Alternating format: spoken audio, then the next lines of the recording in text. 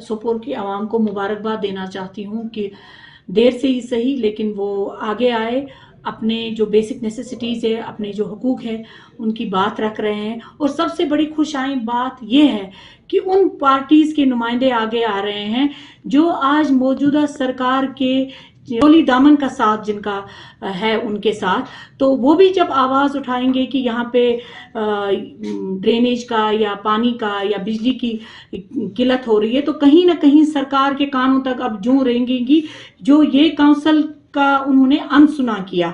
क्योंकि इस काउंसिल ने, मैं पूरे काउंसिल की बात कर रही हूँ, तो कैंडल्स लेके निकले थे और ये शोर शराबा कर रहे थे स्ट्रीट लाइट के हवाले से।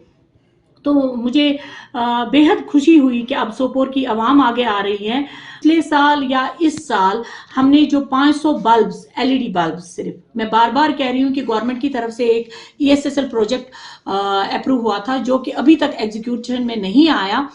सिर्फ 500 बल्ब और शायद 50 के करीब वो बड़ी लाइट्स उन्होंने हमें दी थी। कई काउंसलर्स ने, जिनका ऑनरेरियम सिर्फ, मैं ऑन रिकॉर्ड कह रही हूँ, 4,998 रुपीज है, बहुत सारे वार्ड्स में अपनी जेब से लाइटें लगाई हैं। तो आप इसमें ये देख सकते हैं कि गवर्नमेंट की कितनी सीरियसनेस है।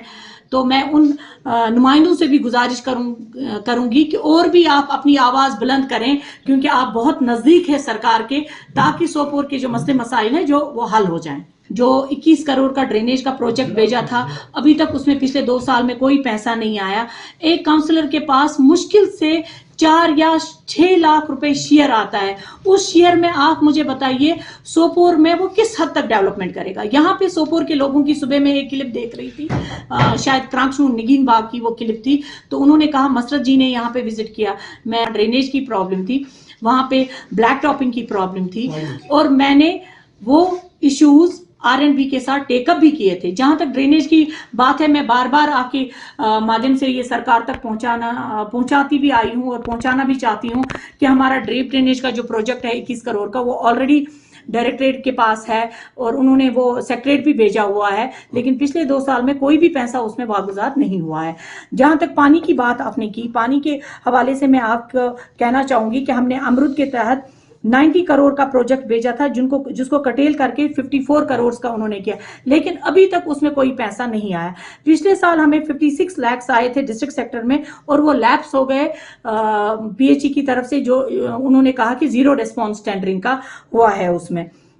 ऐसे ही बहुत सारी चीजें हैं, जैसे पिछले साल हमारा तकरीबन 5.5 करोड़ रुपए लैप्स हुआ FC ग्रांट्स में।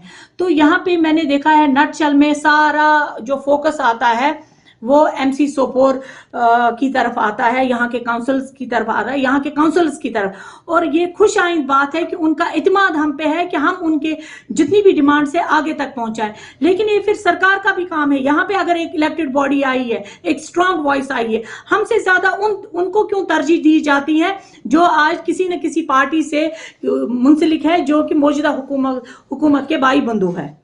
कहीं ना कहीं इस काउंसिल को नजरअंदाज किया जा रहा है। यहाँ की डिमांड्स जो पब्लिक की वो लाते हैं सामने, उनको इग्नोर किया जाता है। तो मैं आपकी माध्यम से LG साहब से मेरी ये रिक्वेस्ट रहेगी कि वो सोपोर का पुरसान हाल ले, और यहाँ की जो देरीना मांग है, चाहे सबसे पहली चीज जिसमें मुझे ये यकीन है कि बाकी चीजें तो इंसान आस पड़ोसी से उधार भी ला सकता है, लेकिन पानी ऐसी चीज है जिसके बगैर इंसान का गुजारा नहीं हो सकता है। सुबह की शुरुआत ही हमारी पहली बूंद पानी से होती है, तो उस पे नजरसानी की जाए।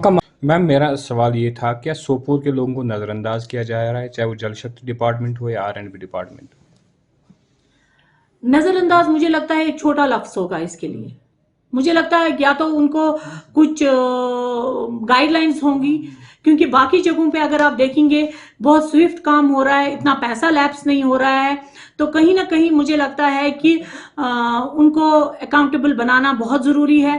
क्यों ऐसा हो रहा है, क्यों देरी लग रही है, तो ये देखने की जरूरत है।